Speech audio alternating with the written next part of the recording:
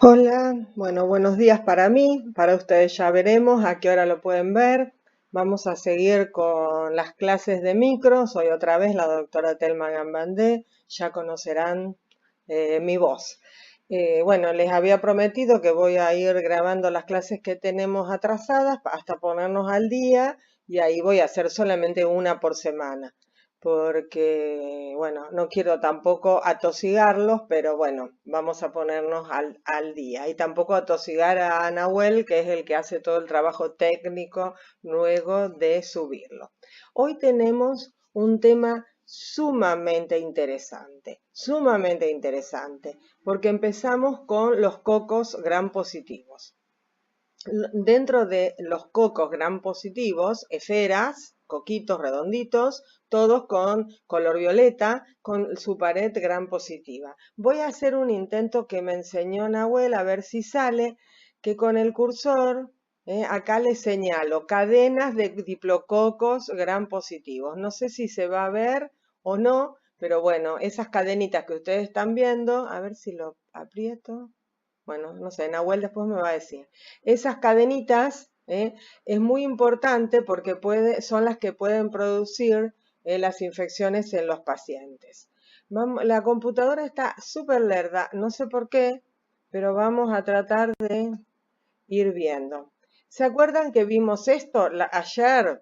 Yo ayer, no sé ustedes, cuando hablábamos de infecciones respiratorias y hablábamos que ayer íbamos a ver virus y que poco a poco íbamos a ir viendo todos los microbios que pueden producir infecciones respiratorias. Hoy vamos a ver esto. Bacterias, dentro de las bacterias, la familia Streptococcaceae, estreptococos, y dentro de los estreptococos, algunos causan infecciones respiratorias muy importantes, que seguro ustedes han tenido, van a tener o van a tener pacientes, pero también ustedes la habrán tenido. Y después también vamos a ver que vamos a ver otros estreptococos para completar el tema como se merece. Y vamos a seguir en todas las otras clases de injuria viendo todo esto que nos falta. Así que no desesperen o desesperen, no sé. Hoy sí leo el problema disparador. Un paciente de 20 años presenta signos y síntomas de neumonía aguda. Se le realiza una muestra de esputo que en ese esputo se solicita coloración de Gram del esputo y cultivo bacteriológico. Aparte también se le debería solicitar, lo voy introduciendo, identificación del germen para ver qué es lo que creció y su antibiograma. Todo esto vamos a ir viendo de a poco, lo vamos a ir tratando de entender. Denme la licencia de escucharme para que vaya este nuevo idioma haciéndose carne en ustedes. En el examen directo, es decir, en la coloración de Gram de ese esputo, se toma con un ANSA una pequeña porción de ese esputo, se hace un extendido en un portaobjeto, como ustedes vieron en los laboratorios, se lo colorea con Gram y se mira al microscopio con 100 por, con una gota de aceite de inmersión y con la luz bien alta para poder ver bien. ¿Y qué se ve ahí? Abundante cantidad de leucocitos polimorfonucleares. ¿Se acuerdan como vimos en aquella orina al principio en el primero en enterobacterias? Oportunistas y abundantes diplococos gram positivos. El cultivo bacteriológico está en curso porque desde ya les digo que el gram, ustedes ya lo vieron en los laboratorios, creo, está en 20 minutos, media hora, una hora en el día, porque es tomar una muestra, hacer el extendido, colorearlo y mirarlo, y el cultivo, como bien nombre lo dice, debe tardar un tiempo. En general, las bacterias comunes crecen en 24 48 horas, aunque hay bacterias especiales que demoran una semana y otras muchísimo más lerdas, por ejemplo, como el Mycobacterium tuberculosis, que demora un mes. Pero como aquí estamos cultivando bacterias comunes, entonces pensamos que mañana, si lo hicimos hoy el Gram, mañana ya vamos a tener información del cultivo. En el día es imposible, ¿para qué les cuento esto? Porque en el día es imposible que ustedes soliciten al laboratorio algo del cultivo. En el día que llegó la muestra, lo que pueden solicitar al laboratorio es el examen directo. Con estos datos, ¿cuál puede ser el agente causante? Lo vamos a ir viendo. Me voy a detener en esta placa, en esta diapositiva. ¿Por qué? Porque hablamos de que hay muchos cocos gram positivos que infectan al ser humano. La gran mayoría muy importante. Si yo dije en la primera clase que las enterobacterias son casi la mitad o más de los cultivos que informamos en un laboratorio de micro, cuando hablamos de cocos son el otro 30 o 40%. Así que imagínense que entre los cocos y entre un 30% son cocos.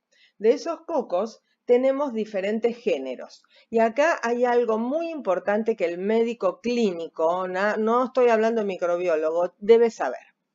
¿Por qué? Porque los cocos gram positivos se clasifican en 3 grandes géneros. Antes eran 2, ahora Enterococcus hace unos años ya se separó de los Strepto. Pero quiero que ustedes tengan esto en claro. Ustedes ven a ver si no sé si esto señala o no, le tengo que preguntar a Nahuel. No voy a nombrar más porque al pobre no sé si le hace gracia. El género Staphylococcus, ven, este es un gram de estáfilo. Ven ustedes que los coquitos, todos estos coquitos que ustedes ven acá, se disponen en grupos o como racimos de uvas. ¿Por qué se disponen en grupos o racimos de uva? Porque los estáfilos se dividen en los dos planos, entonces van haciendo de a 4 grupitos. En cambio, el género Streptococcus se divide en un solo plano, entonces va dando cadenas. Todos cadenitas, no sé, cadenitas. ¿Por qué esto? Y el género Enterococos también, cadenas. ¿Por qué esto es muy importante? Porque, por ejemplo, ustedes tienen un líquido peritoneal, vamos a hacer otro ejemplo. Una orina, para seguir con el mismo ejemplo. Una orina de una paciente. Se ve abundantes leucocitos, cocos en grupo, en el directo, en el gram, yo ya estoy pensando en estafilococos. Se ve cocos en cadena, yo ya estoy pensando en estrepto. ¿Y por qué esto es importante? Por el tratamiento. Ya sé que ustedes no tienen que saber tratamiento, pero les aviso que el tratamiento es completamente diferente, porque los estreptos se siguen tratando con penicilina y sus derivados, y en cambio en los estafilococos la penicilina es inerte, no da ningún resultado. Hay que hacer otras opciones terapéuticas que las vamos a ver en la próxima clase cuando veamos estáfilo. Por eso, si son en grupo o si son en cadena, lo que se ve en el directo, por ejemplo, un líquido cefalorraquídeo, algo mucho más grave que una orina, una meningitis. Si hablamos que vemos cocos en grupo, es una meningitis seguramente por un traumatismo o tiene otro foco el paciente y son estáfilos y hay que darle un tratamiento. Y si vemos cocos en cadena o diplococos, es una meningitis primaria por Streptococcus pneumoniae, ya sabemos que tenemos que dar como el tratamiento. En 1984 y un poco después se separaron el género enterococo del grupo D. Ahora les voy a explicar qué es esto en la próxima placa, creo.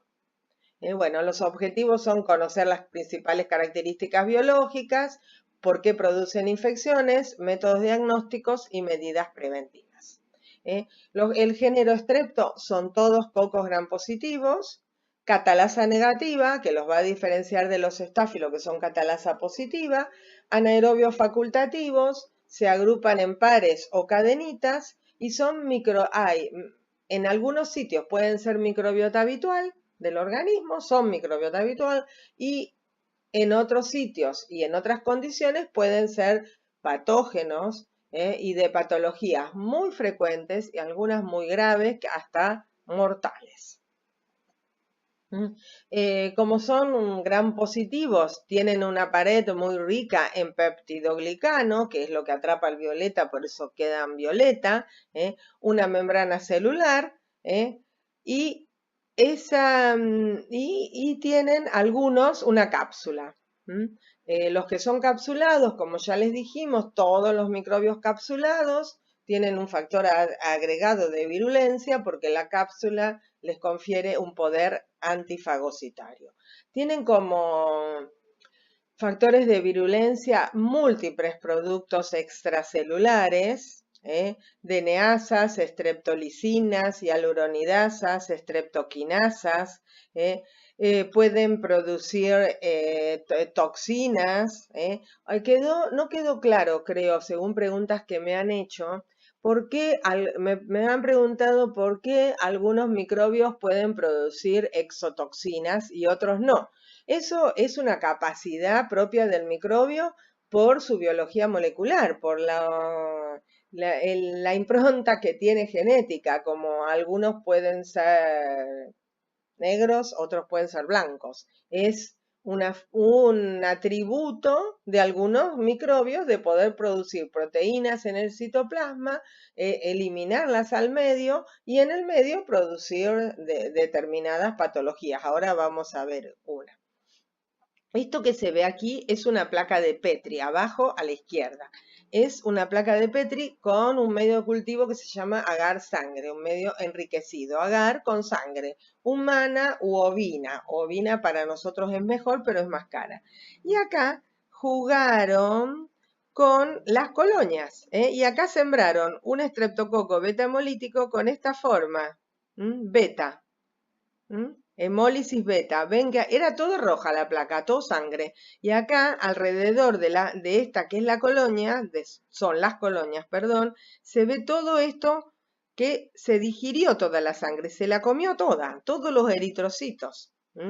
Y eso es lo que hace como un factor de virulencia la bacteria y también a nosotros nos sirve para la identificación. Streptococos beta hemolíticos, hemólisis parcial. Perdón, disculpen, ya me fui al próximo. Hemólisis total, hemolicinas beta. Hemolicinas alfa, hemólisis parcial, hemólisis verdosa, como queda un hematoma después de varios días, y gamma o no hemolíticas, no poseen hemolicinas.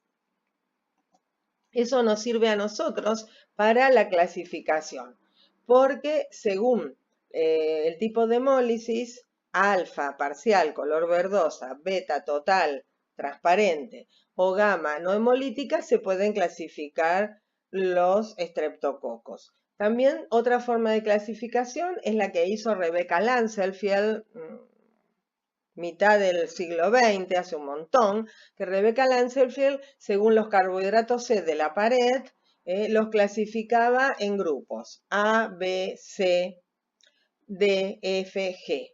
A, muy importante para las infecciones para el humano, ahora lo vamos a ver. B, menos común, pero también importante. C y G pueden producir infecciones, el D también. Y según las características fisiológicas en especies, diferentes especies por las diferentes pruebas bioquímicas, que eso hacemos los microbiólogos, ustedes no tienen nada que ver en el asunto. Por eso, según la hemólisis, alfa hemolíticos, vamos a ver Streptococcus pneumoniae y Streptococcus grupoviridans, beta hemolíticos grupo A, grupo B, grupo C y grupo G. Vamos a ver Streptococcus piógenes, Agalactiae y Disgalactiae, y no hemolíticos, el grupo D, Streptococcus bovis. Streptococcus piógenes, vamos a empezar con este.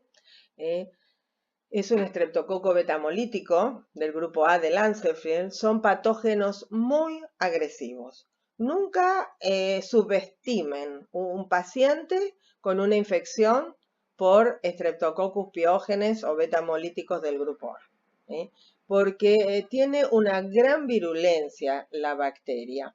Así que siempre hay que esperar evoluciones tórpidas, evoluciones graves, por lo menos hay que estar atento. Su virulencia se debe a múltiple producción de enzimas, mira cuántas, y aluronidasa, rompe tejido conectivo, DNasa, rompe tejido conectivo, streptoquinasas, lo que hacen es disolver los coágulos, por lo tanto disemina de fibrina, por lo tanto disemina la infección. Proteinasas, rompe las proteínas que vienen al sitio para tratar de contener la infección. Amilasas, toxinas, y dentro de las exotoxinas que produce la streptolicina O, la streptolicina S. La O nos sirve mucho buscar sus anticuerpos en las enfermedades postestreptocóxicas. Ya lo vamos a ver. Y la toxina eritrogénica, que es la que causa una enfermedad eruptiva de la infancia, que ustedes seguro escucharon al nombrarla alguna vez, la escarlatina. No todos los estreptococos pueden producir toxina eritrogénica, ya lo vamos a ver en unos minutos. Causa diferentes tipos de infecciones, diferentes. Invasivas o supurativas, es un microbio piógeno, por lo tanto produce lesiones con pus, espero pus. Faringitis, es la causa de la faringitis bacteriana, es Streptococcus beta-hemolítico grupo A, Streptococcus piógenes. Impétigo, erisipela, fascitis, infecciones de las fascias musculares, miositis del músculo, y las más temidas, las bacteriemias. Y a partir de cualquiera de estas, fascitis, miositis, pueden, o erisipela, o hasta impétigo, en algunos casos pueden causar infecciones sistémicas, bacteriémicas muy graves. Y en esas infecciones sistémicas, bacteriémicas, pueden ir a infectar múltiples órganos, produciendo una catástrofe en el cuerpo humano, hasta el óbito. Otras enfermedades que puede causar son las no supurativas o inmunológicas o postestreptocóxicas. Acá en defensa lo van a ver mejor a esto y yo lo explico muy somero, muy a mi estilo, porque no soy patóloga, aunque soy médica y lo estudié, pero hace mucho y me encantaba anatomía patológica, me parecía la base de todo, me gustó muchísimo y fue una de las opciones que tuve para trabajar, pero me aburrió cuando la hice. Todo el tiempo solo microscopio. La microbiología es un poco más variada, un poco más paciente, tenés un poco más de paciente. Pero bueno, esa es una disquisición personal, a modo de relajar un poco la sesión. Entonces, ¿qué pasa? El paciente tuvo una infección por estrepto, ¿no es cierto? Esa infección por estrepto, esos estreptos liberaron, por ejemplo, streptolicinas, las streptolicina O y otras toxinas. Se formaron anticuerpos contra esa streptolicina O, o con la streptolicina S. Hablo de la O porque es lo que medimos habitualmente. Se formaron anticuerpos. Esos anticuerpos no son duraderos, no protegen para nuevas infecciones. No es que vos te infectaste una vez y nunca más en la vida. No, esos anticuerpos están circulando un tiempo, después desaparecen y no son protectores. Y en algunos pacientes, sobre todo niños, no pasa en adultos, en niños, esos anticuerpos en algunas ocasiones pueden dar unas enfermedades post-estreptocóxicas mediadas por estos anticuerpos que, por así decirlo de una forma muy, podríamos decir, ordinaria, confunden el tejido conectivo del propio organismo con estreptococos y atacan el tejido conectivo del propio organismo, dando glomerulonefritis postestreptocóxica, atacando el glomérulo renal y por lo tanto el chico tiene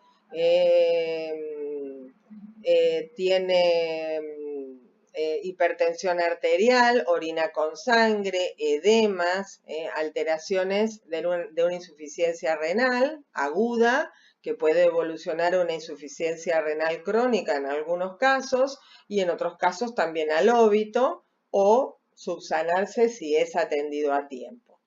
Y también puede causar fiebre reumática, que es un síndrome que tiene pancarditis, sobre todo endocarditis, y poliartritis migratriz de grandes articulaciones.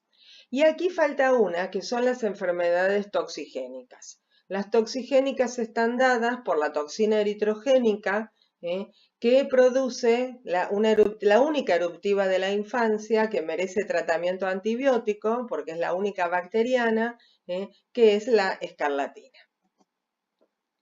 Vamos a empezar a ver algunos determinantes de patogenicidad. La proteína M tiene ácidos lipoteicoicos, las streptolicinas que ya les nombré, O y S, la toxina eritrogénica, que produce ese exantema característico de la escarlatina, y streptoquinasas, que destruyen los coágulos de fibrina, como ya les dije, y por lo tanto pueden hacer que la infección se expanda, haga por ejemplo, una bacteriemia del punto de partida de una fascitis, de un impétigo o de una erisipela. Vamos a ir viendo algunas placas para ir ilustrando, y faringitis. De esto me van a escuchar hablar muchas veces y se van a cansar, pero quiero que lo aprendan. Fíjate esta faringe, roja, en frutilla. Y esta faringitis es una faringitis estreptocóxica. Es una faringitis bacteriana, merece tratamiento antibiótico. Así que esa falacia que todo el mundo dice, que muchos médicos dicen, anginas con placas, es angina bacteriana, angina roja y viral, es mentira. Clínicamente no se puede hacer diagnóstico de la etiología de la faringitis. Hay que hacer exudado faríngeo. No hay otra. Por otro lado, vemos esto que es un exantema eritematoso rugoso al tacto áspero, que afecta tronco primero y se va extendiendo centrífugamente a las extremidades. Escarlatina.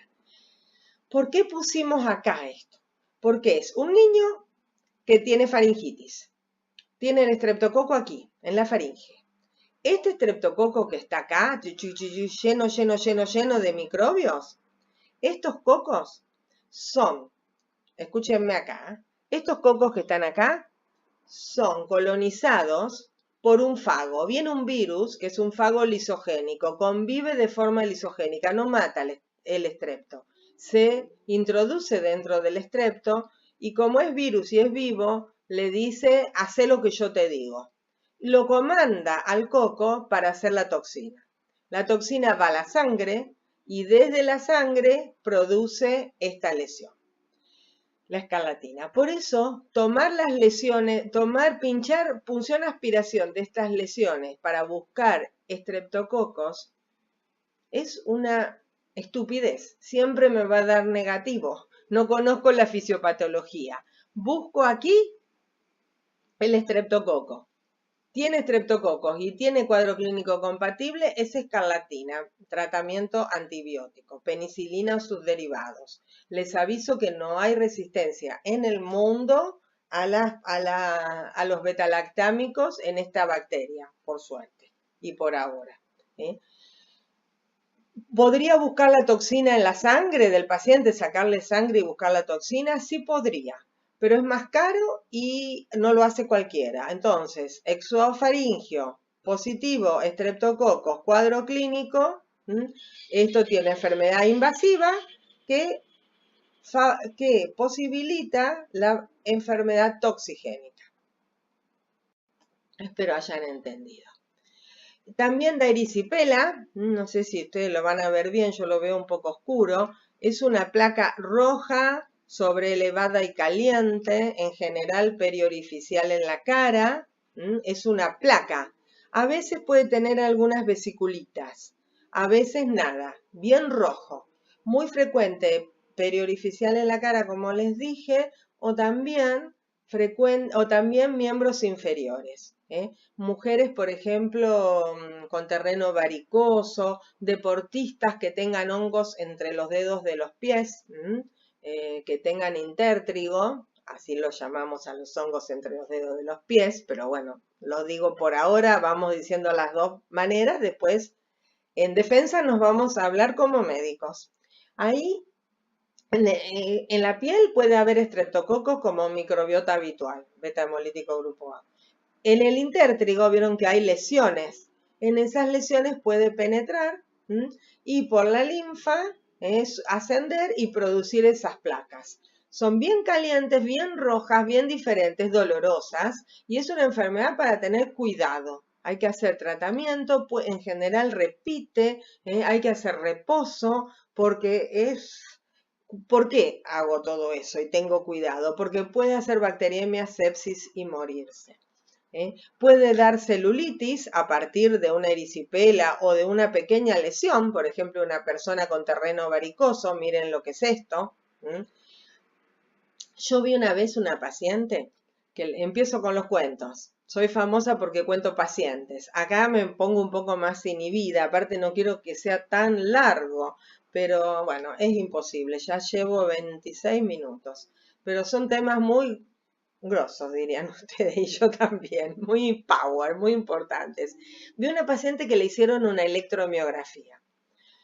¿Qué es la electromiografía? No tenía buena movilidad o dolor, qué sé yo, y le clavan agujitas en los músculos de la pierna, en este caso, que era su problema, y le pasan electricidad. Y hacen como un electrocardiograma, un electroencefalograma, algo así, de la contractilidad del músculo. Se lo hicieron a la mañana, a la tarde la paciente tiene fiebre, vuelve al nosocomio y dice tengo fiebre, le dan antitérmicos y le dice, bueno, vaya a su casa, vamos a ver cómo evoluciona. Si la fiebre no cede, vuelva. A la noche tarde la paciente vuelve con 40 de fiebre, chuchos, signos de sepsis, hipotensión, taquicardia, le toman hemocultivos, le ponen antibióticos y esa misma madrugada la paciente fallece con un shock séptico. Cuando los cultivos, al otro día, los hemocultivos, cultivos seriados de la sangre, dan positivos para estreptococos beta hemolíticos grupo A. La señora los tenía en la piel, todos podemos tener en la piel, el 30 al 40% de los pacientes de las personas, podemos tenerlo, con las agujitas, a pesar de la antisepsia de la piel, introdujeron los estreptos, hizo una sepsis, era una señora diabética, gorda, obesa, que la obesidad es un factor muy importante para las infecciones porque la grasa no se defiende porque está poco vascularizada, hizo una sepsis y se murió. Así que son infecciones graves. Fíjate la fascitis necrotizante en un muñón, acá puede haber también bacterias anaerobias que vamos a ver entre unas clases y va destruyendo las capas, primero superficiales, musculares, tejido adiposo. Las enfermedades que ya les conté, me sigo adelantando al power, eso es así, post-estreptocóxicas o inmunológicas, vemos la fiebre reumática y la glomerulonefritis. Aparecen luego y cursan con antiestreptolicinas O elevadas, las ASO. Muy importante en los niños que tengan edemas, tomar la presión, porque esos chicos si tienen hipertensión arterial hay que pensar en glomerulonefritis, pueden tener hematuria, proteinuria, tanto hematuria macroscópica como microscópica en la orina completa, índice de daño renal. Ustedes van a ver este cuadro muchas veces y lo van a ver también en los laboratorios. Este cuadro dice ahí Injuria 2017 y no lo cambié porque es en honor a una profesora, colega y amiga que tuvimos en la cátedra, que se jubiló, no es que le pasó nada, está muy bien, es la doctora Mónica Nogueras, a quien le agradezco toda su colaboración y muchas de las cosas que ustedes disfrutan para estudiar hoy, los creó la doctora Nogueras. Dentro de ellos este cuadro. Como ya les conté ayer, creo, continúa en ese puesto la doctora Marcela Raimondi, otra gran colaboradora que ha construido sobre lo construido por Mónica, ha mejorado con la ayuda de todos nuestros ayudantes, que la verdad que tenemos un equipo de ayudantes increíbles, impecables, con impulso, buena gente, divertidos. Bueno, tienen muchas condiciones, los elegimos nosotras, la doctora Virginia Gandini, Raimondi y yo, así que elegimos bien, pero la verdad que estamos muy orgullosos muy orgullosas de nuestros ayudantes, y Marcela, la doctora Raimondi, ha acrecentado, ha mejorado, ha ayornado todo lo hecho muchísimo por la doctora Nogueras y por nuestro secretario, el señor Adrián Fornasari, que ustedes ya lo van a conocer, que le llevó mucho el apunte a Mónica, hablando vulgar, y trabajaron mucho en conjunto. Y este cuadro, de todo lo que podemos hacer, este menú del laboratorio de micro, se lo debemos a ella. Por eso le hago este agradecimiento, y si alguna vez podemos vernos, creo que en defensa, háganme acordar que la voy a invitar a dar una clase conmigo para que la conozcan, porque da unas clases hermosas y es una persona muy agradable, encantadora y muy buena persona. Y algo que no pasa habitualmente en nuestro país, pasa en nuestra cátedra. Mónica trabajó mucho con Adrián en esto y Marcela continuó con su trabajo con los ayudantes y con Adrián también. Por eso ven ustedes que es una construcción, alguien construye y el otro construye sobre y va mejorando, es la forma de crecer, no compartimento estanco. Yo hice hasta acá, viene el nuevo, rompe todo, no sirve nada. Eso nos mantiene siempre en el piso y nunca vamos para el techo. Esto, bueno, tómenlo como una de mis disquisiciones, si quieren pásenlo rápido. Pero todo tiene un costo en la vida, alumnos, y que les cuente las clases significa que también me tienen que aguantar un poco en esas cosas. Mientras que ustedes miran el cuadro, voy a tomar un poquito de té para tener mis cuerdas vocales hidratadas, como dicen las fonoaudiólogas, porque no sé por qué, sola, en mi casa, en mi sala de estar y de estudio, grito. Porque creo que a ustedes, no sé, les entra mejor si yo les grito, la verdad que no entiendo por qué. Dentro de este menú de diagnóstico que ustedes habrán visto ya en los laboratorios, ¿qué podemos hacer? Sientan el viento. ¿Qué podemos hacer para el diagnóstico de los estreptococos beta hemolíticos? Fundamentalmente es un diagnóstico directo.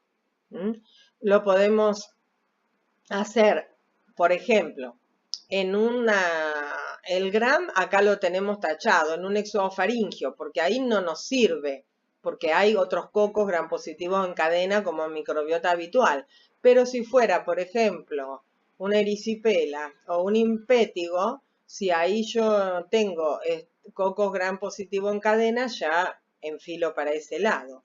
El cultivo, con identificación y su antibiograma, no hay biología molecular, sí hay búsqueda de antígenos, sobre todo métodos diagnósticos rápidos para la faringitis, y sí podemos buscar anticuerpos, pero solo en la post-estreptocóxicas. En las infecciones agudas, todas las que el diagnóstico es directo. Gram, cultivo, identificación, antibiograma, métodos rápidos para detectar antígenos, sobre todo para la faringitis. Espero haya quedado claro. Agalactiae.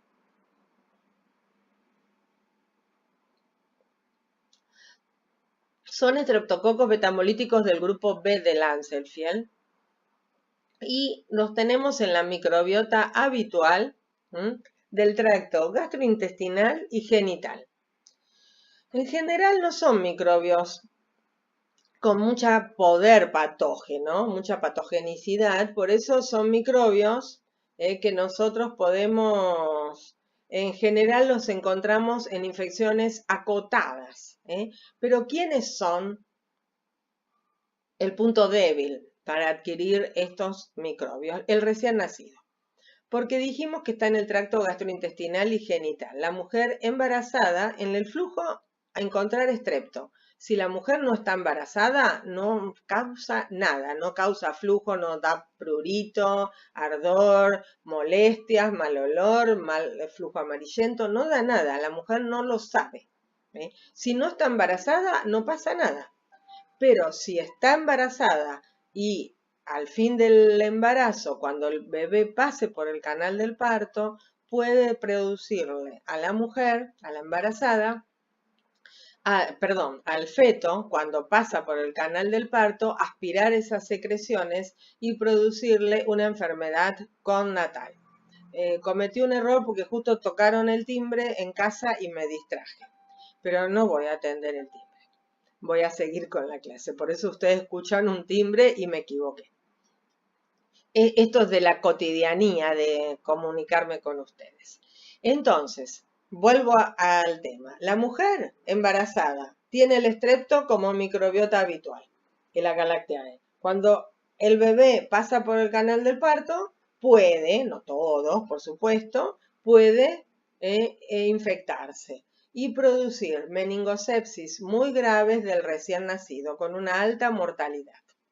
En adultas y en adultos, sobre todo en posmenopáusicas, puede producir infecciones urinarias, de piel y partes blandas, puede producir endometritis, algunas bacteriemias, osteomielitis, pero no son comunes. Infecciones de heridas, sobre todo heridas genitales, pero no son comunes. Tiene diferentes antígenos porque son capsuladas. En el neonato infectado sin tratamiento tiene una mortalidad del 20%, y nosotros y las mujeres embarazadas en el último trimestre tienen una tasa de colonización entre el 10 y el 35%. Nosotros en la cátedra de micro tenemos una tasa muy alta, cercana al 35-36%. Y por ley, hay una, no me acuerdo el número de la ley, pero se puede buscar, hay una ley nacional que hay que hacerle un estudio de la colonización anal y vaginal entre la semana 35 y 38 a la embarazada. Si da positivo, se le hace tratamiento para decolonizarla antes del parto. Si la mujer no concurre, porque a veces pasa que la mujer va a la maternidad Martín a parir directamente, entonces lo que se le hace, y no sabemos si tenía o no, se le hace una dosis de penicilina benzatínica periparto. Pero lo ideal es testear este microbio con un hisopado anal y vaginal. ¿Cómo se hace el diagnóstico? Cultivo, identificación, y puede hacerse el antibiograma. También hay técnicas genómicas, pero no vale la pena gastar plata.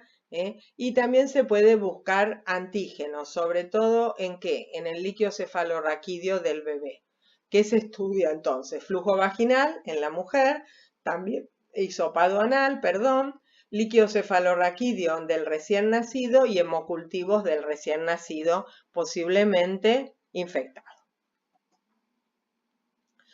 Vamos a los Streptococcus pneumoniae neumococos, otro grandísimo, grandísimo capítulo.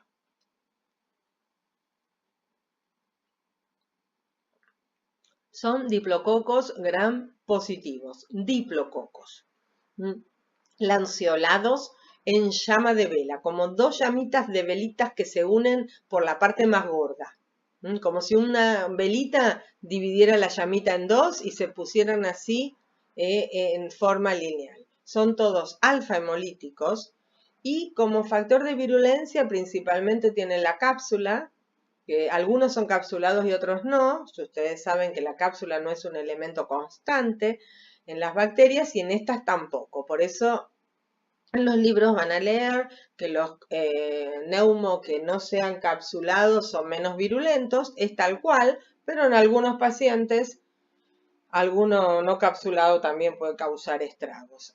Los permite clasificar en diferentes serotipos, hay 90 serotipos diferentes, por eso las vacunas tienen los serotipos más comunes, y la neumolicina.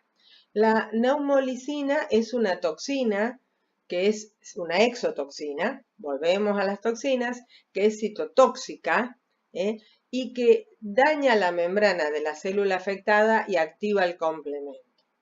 Y da infecciones muy graves, bacteriémicas, febriles, diseminadas, gravísimas. Esa es una placa de agar sangre otra vez y vemos las colonias. No sé, ojalá las pueda con el cursor esté mostrando, después ya lo vamos a ver. Esto que ven ustedes acá, ayer era una bacteria o antes de ayer. Hoy cultivado en un medio rico con sangre y en una atmósfera de 5% de dióxido de carbono, se transformó en un montón tan grande, porque estas bacterias crecen cada 20 minutos. Entonces, ahora hay una, a los 20 minutos hay 2, hay 4, hay 8, y van así creciendo en forma hasta verla una colonia.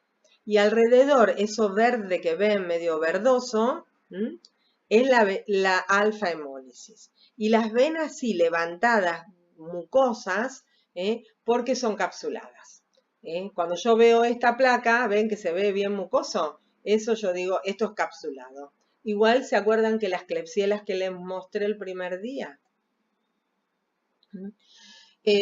¿Cuál es la epidemiología? Coloniza la nasofaringe. Algunos de todos nosotros, no, todos no.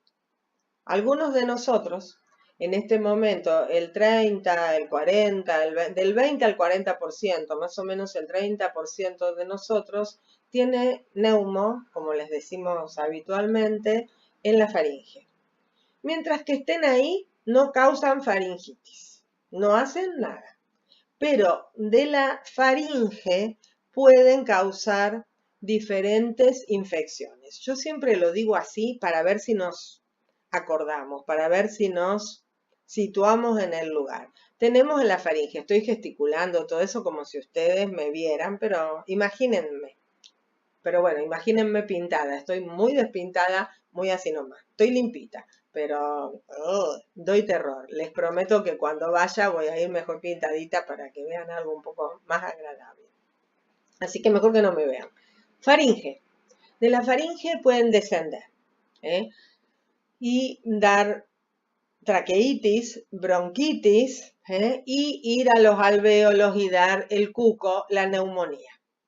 También pueden de la faringe ascender y ir a los senos nasales dando sinusitis, ir por las trompas al oído medio dando otitis media, pueden dar luego de un resfriado común por virus, sobreinfectar y dar esos mocos verdes de los chicos se tocan la nariz con los mocos verdes, se tocan el ojo y pueden tener conjuntivitis, estas sí bien purulentas. Las nenas pequeñas pueden tocarse la vulva y tener vulvitis, flujo vaginal, vaginitis por neumo. También de ahí pueden ir por la sangre, por ejemplo, desde la neumonía o directamente desde la faringe, dar bacteriemias y dar meningitis primaria, es una de las causas de meningitis primaria. Pueden dar también de forma primaria peritonitis, también del pulmón, del bloque neumónico que causan, pueden ir a la pleura y producir derrame pleural, empiema. Así que vean todas las patologías que pueden causar. En general se contagia de persona a persona, por gotas de flush, por los fomites, por elementos contaminados en los jardines de infantes, vuelvo con los jardines de infantes, vuelvo con los asilos de ancianos, y las infecciones más graves y frecuentes son en niños menores de 2 años y en adultos mayores de 65 años. Eso no me gusta. Y algún día les voy a contar por qué, todavía no. A veces favorecen las infecciones, ya lo dije antes un poquito, pero favorecen las infecciones por neumo, una persona que tenga neumo de su propia microbiota. No hay epidemia, no hay brote, es de él. ¿Y por qué? Tuvo una infección viral previa, lo que hablábamos para mí ayer, virus respiratorio, ese virus que infecta el árbol respiratorio, se disminuyen las defensas, disminuye el moco, ¿se acuerdan la influenza? Disminuye la capa de moco, se aquietan las cilias, hay secreciones y ahí los neumococos aprovechan, entran y producen la infección secundaria, estragos. También malnutridos, sobre todo malnutridos proteicos, por la inmunoglobulina A secretoria, alcohólicos, obesos, diabéticos, hipertensos, EPOC, enfermedad pulmonar obstructiva crónica. Entonces esto es lo que ya les conté como de costumbre. Está en la nasofaringe, coloniza la nasofaringe, entra, coloniza, puede ir otitis media, sinusitis, neumonía, meningitis. Por contigüidad son raras las meningitis, sobre todo de las otitis media no curadas, pero son menos raras, aunque no son patologías frecuentes por suerte, por diseminación hematógena y puede dar infecciones generalizadas. Aquí lo que vemos es un esputo de un paciente, células epiteliales, leucocitos, polimorfonucleares, mira el núcleo encallado, y esto cuando ustedes lo puedan agrandar en su compu, espero, eso ya me excede, diplocoquitos gram positivos. Cada uno de estos son dos cocos gram positivos. Y algunos, si ustedes los ven, me pongo los anteojos para mirarlo, algunos, si ustedes los ven, se ve como un alito más blanquito alrededor. Ese alito más blanquito es la cápsula. Por ejemplo, esta creo que ustedes lo podrían ver. No sé si en esta también. Yo lo veo muy pequeño. En el cañón lo veo más grande, lo veo mejor. Esto es un esputo. Y yo en este esputo veo abundantes diplococos gram positivos, lanceolados en llama de vela, y abundantes leucocitos polimorfonucleares que me están hablando de una inflamación aguda. Con esto yo ya pienso, uy, este paciente tiene una infección grave, baja, por neumococos. ¿Cómo se hace el diagnóstico? Ahí me acerqué y grité, así que les debe haber reventado los oídos. Otra vez el mismo cuadro. Coloración de Gram, muy importante. Veo esto, pienso, esto, si no tuviera estas células, esto podría ser una meningitis. Veo esto en una meningitis, diagnóstico. Cultivo, identificación, antibiograma. El Gram en el día. Si es un líquido cefalorraquídeo, a la media hora, pídanle al laboratorio, hinchenle, se lo tiene que dar ya. Cultivo, 24-48 horas. Identificación, un día más. Así que en 48 horas, a lo sumo 32 horas, 48. A lo sumo, 3 días, tiene que estar listo el diagnóstico. Si el laboratorio les dice una semana, les está mintiendo. Se puede hacer PCR, aunque no se hace habitualmente en Rosario. Se puede buscar antígenos, sobre todo líquido cefalorraquídeo, líquido sinovial, peritoneal, líquido pleural. Y no se hace diagnóstico indirecto porque son enfermedades agudas. No da tiempo a que haya anticuerpos circulantes. Porque si espero los anticuerpos, es posible que me quede sin paciente. La prevención, tenemos vacuna. Hay dos tipos de vacunas. La trivalente o conjugada, Prevenar, nombre comercial, que está tan de moda ahora, para la vacuna de la neumonía, dice la gente. Tiene 13 serotipos de los más frecuentes que producen infecciones bacteriémicas en el ser humano. Se da 3 dosis en los niños, 2, 4 y 12 meses, y a los mayores de 65 años una dosis cada 5 años. Pero se le puede dar a cualquiera. No significa que una persona joven, por ejemplo ahora con esta epidemia de corona, porque también te podés morir por el corona, pero el corona puede favorecer que tengas una neumonía grave por neumo. Así que se la puede poner cualquiera. Hay otra, esta es la conjugada, se conjuga con un toxoide. ¿Qué hace el toxoide? Hace que la duración, perdón, de la inmunidad sea más duradera. Por eso se coloca esta conjugada. No es mentira que da neumonía. Es totalmente falso. Como algo que ayer no les dije también, que la vacuna de la gripe puede dar gripe. La vacuna antigripal son solo antígenos y la vacuna antineumocóxica son solo antígenos. No hay ni virus ni bacterias vivas. No, así que sí, son solamente las fracciones antigénicas de los microbios. Así que nunca puede producir enfermedad. Pueden producir sí dolor local por el adyuvante para la liberación lenta, en algunos pacientes alguna febrícula en los adultos, pero por el adyuvante, no por no por los antígenos, porque los antígenos no dan fiebre.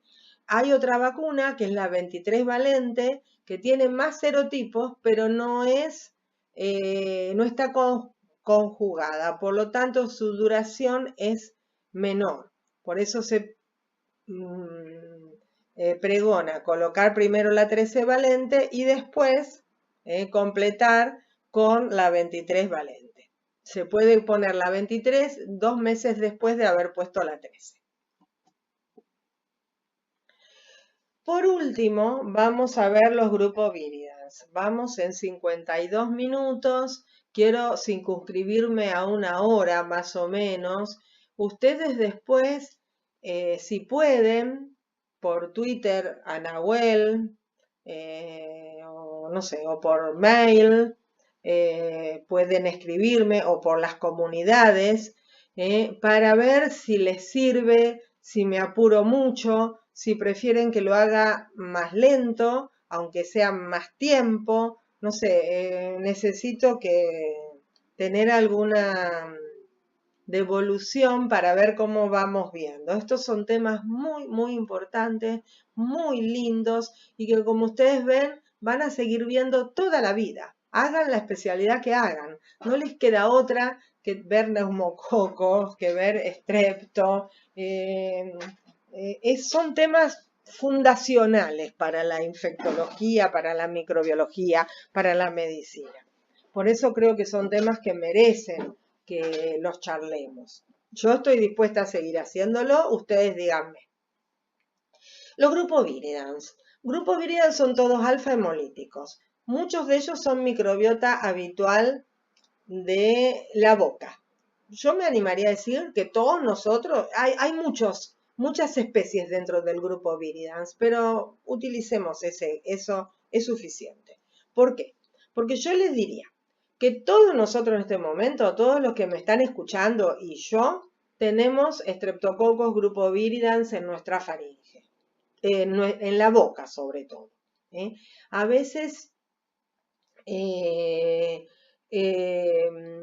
también lo podemos tener en la piel, también puede haber en otras mucosas, así que todos tenemos en este momento, en la orofaringe, piel y mucosas, tenemos grupo viridans.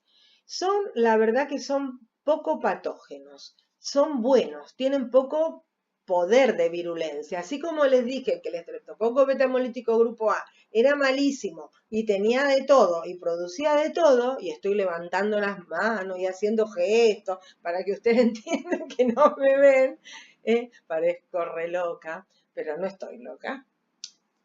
Tengo certificado. Dejémoslo ahí, en otro episodio se los voy a contar. Pero ¿qué pueden causar? En algunos pacientes pueden causar patologías. ¿Qué patologías pueden causar? Endocarditis bacteriana subaguda. ¿Por qué subaguda? Porque justamente tienen poco poder patógeno. En general son pacientes que tienen la boca en mal estado, caries dentales, abscesos radiculares,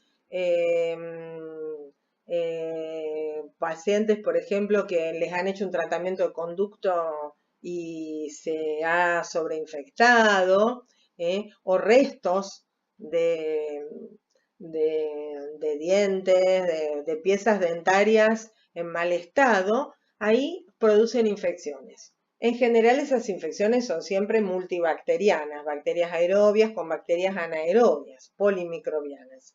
Pero de ahí el estrepto puede ir a la sangre y de la sangre ir a las válvulas cardíacas.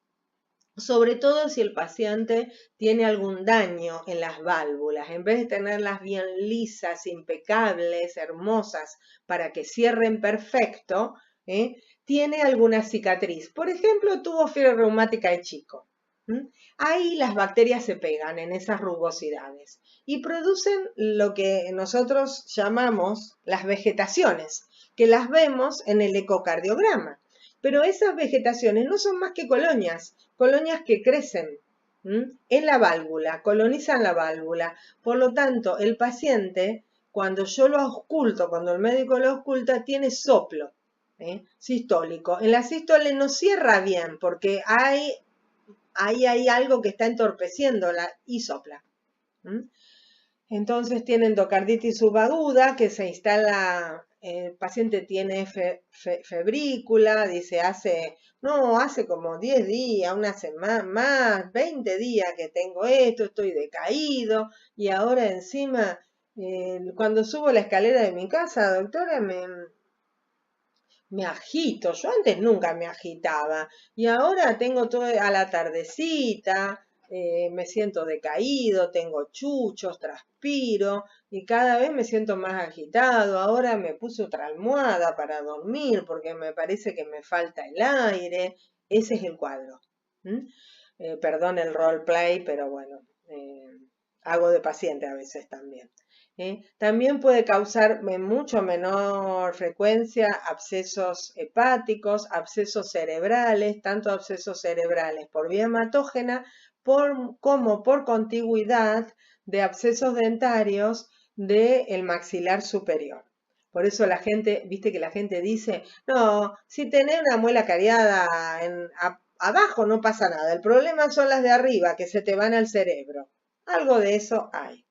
Pueden causar bacteriemias, sepsis grave, sobre todo en pacientes, pero en un paciente inmunosuprimido. En un paciente normocompetente eso no pasa. Un paciente en quimio, un paciente que haya estado con corticoides altas dosis o enfermedades que pueden producir inmunodepresión.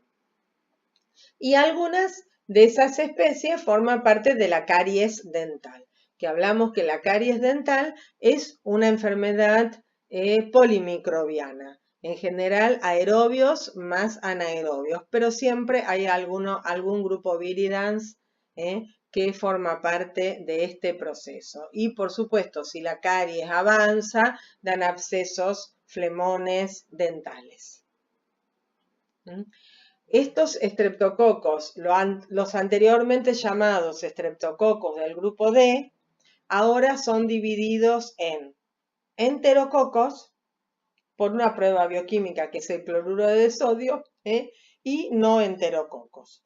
Los enterococos, el nombre dice enterococos. ¿Dónde son microbiota habitual? Tubo digestivo. ¿Se acuerdan que dijimos que podían ser en varias mucosas? Tubo digestivo. ¿Cuáles son los más frecuentes? Fecalis, Enterococcus fecalis y Enterococcus faecium. ¿Ves que viene fecalis, faecium? ¿Te das cuenta? ¿Dónde están? En la materia fecal. Estos pueden causar infecciones en el adulto en general, infecciones en los pacientes. ¿Qué infecciones? Abscesos de heridas posquirúrgicas, abdominales, abscesos intraabdominales, están presentes en las peritonitis, en general por ruptura de víscera hueca, ya sea espontánea, traumática o quirúrgica. También pueden causar infecciones urinarias, en general en pacientes posmenopáusicas y en pacientes varones prostáticos. Y los no enterococcus, el bovis, que también es flora habitual, que no crece en cloruro de sodio y que también es flora habitual del tracto gastrointestinal, está en el colon y puede producir las mismas patologías y también puede producir endocarditis. Y los pacientes con endocarditis por bovis hay que estudiarles bien el colon porque es posible que haya, como una infección paraneoplásica. No tiene nada que ver, pero es posible que puedan tener, se asocia no habitualmente, está mal dicho, se puede asociar, vamos a dejarlo abierto así, como los periodistas para que no le hagan el juicio, se puede asociar a tumores de colon. Así que si tenés una endocarditis por bovis, un paciente con endocarditis por bovis, tenés que estudiarle el colon a ver si haces un diagnóstico precoz de algún tumor de colon y podés hacer un buen tratamiento. Entonces, el género enterococo, repasando y por mis apuradas, perdón, ¿hice el lío yo? No, no, está bien. Repasando, está en el microbiota habitual del tracto gastrointestinal, genitourinario y cavidad oral. ¿Se acuerdan que dijimos? Orofaringe y mucosas. Es un patógeno hospitalario oportunista. Eso es muy importante. ¿Por qué? Porque y ahí en Rosario, enterococos resistentes a la vancomicina. La vancomicina es el antibiótico top para los gram positivos. Cuando queremos quemar las naves decimos, bueno, le damos vanco. Lo mejor que podríamos darle a un paciente con una infección grave por un coco gram positivo. Por supuesto que una infección grave en un paciente comprometido, ¿no? Pero hay en nuestro medio y en el mundo, por supuesto, no solo aquí, enterococos que han desarrollado resistencia a la vanco. Por eso, cuando creemos que estamos dándolo top, a veces quedan afuera estos pacientes. Sobre todo son pacientes que han estado hospitalizados, que han recibido múltiples terapéuticas antibióticas y han ido seleccionando o se han contagiado intrahospitalariamente. Por eso son uno de los microbios, los enterococos y sobre todo los banco R, que seleccionamos como la microbiota dentro de los nosocomios, sobre todo en las unidades de cuidados intensivos, ya sean neonatales, pediátricas o de adultos. Como factores de virulencia tienen la adherencia, tienen resistencia a la lisis por los polimorfonucleares, se resisten a esto, producen citolicinas y esta resistencia a los antimicrobianos y en general son bastante resistentes, hay que administrarle, al paciente antibióticos con más carga porque si no se vuelven rápidamente resistentes y esta resistencia a la vanco que estábamos hablando.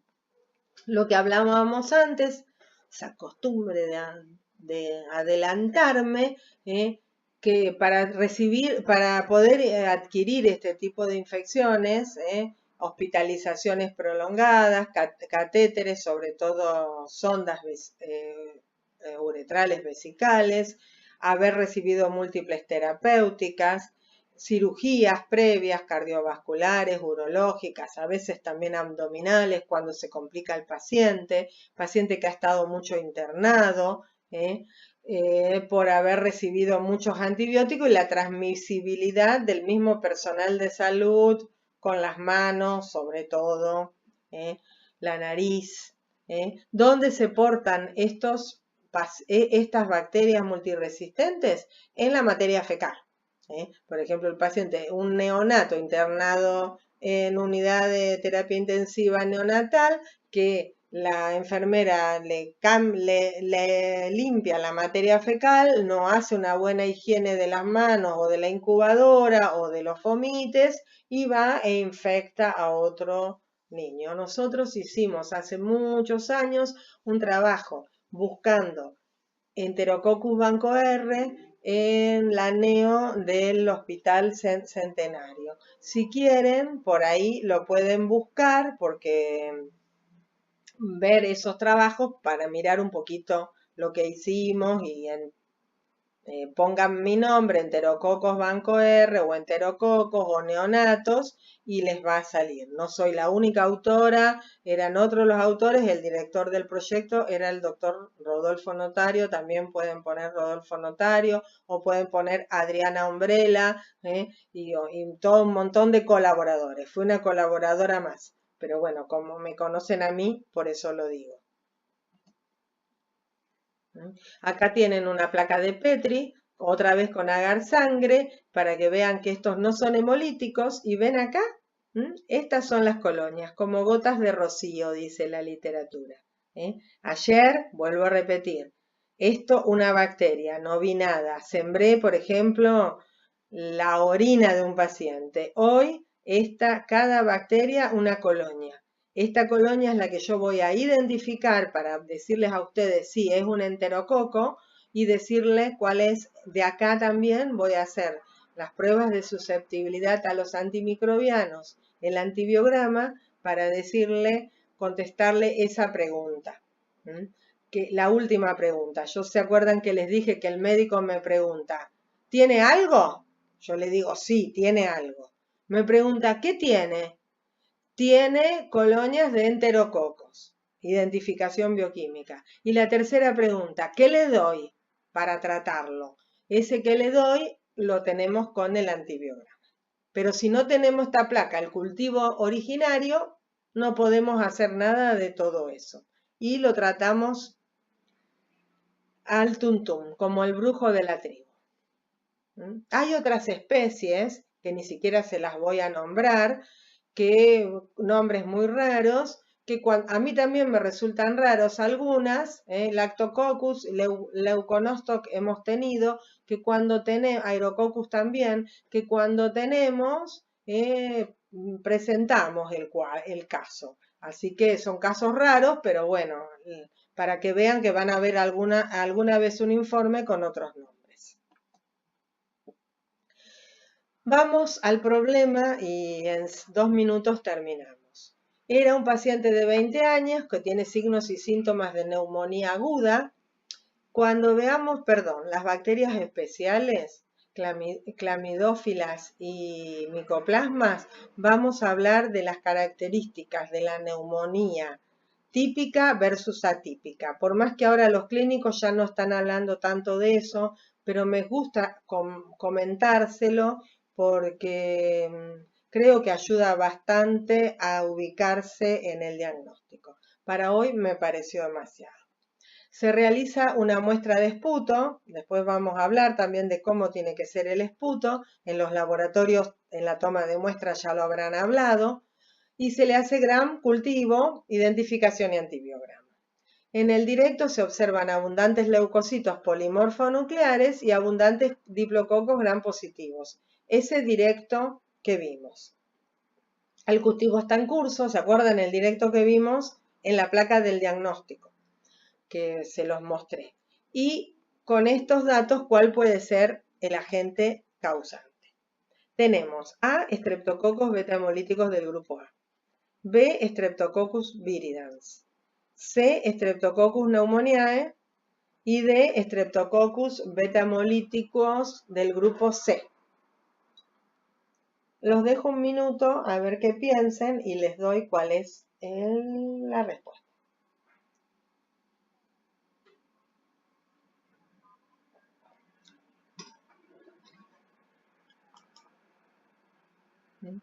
Neumococos. Beta hemolítico del grupo A no causa neumonía. Chao. Cadenas. Viridans, cadenas, no causa neumonía. Grupos beta hemolítico, grupo C, no causa neumonía. Bonus track de la clase, porque me olvidé. No hablé nada de los grupos C y los grupos G.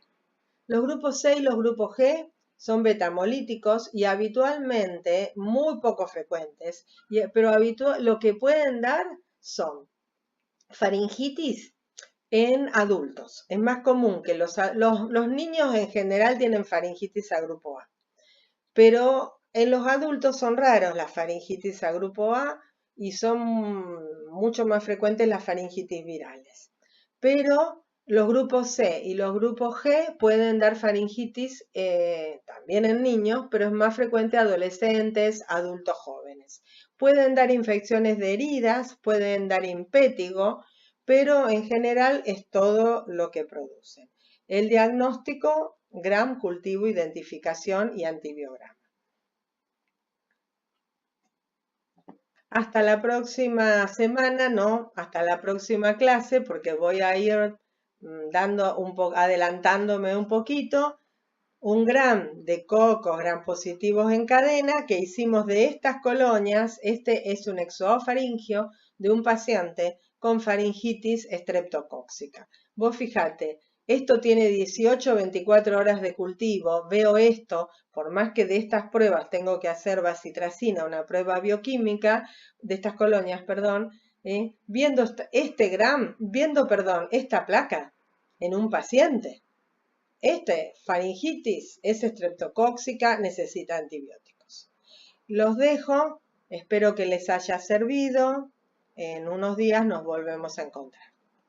Gracias.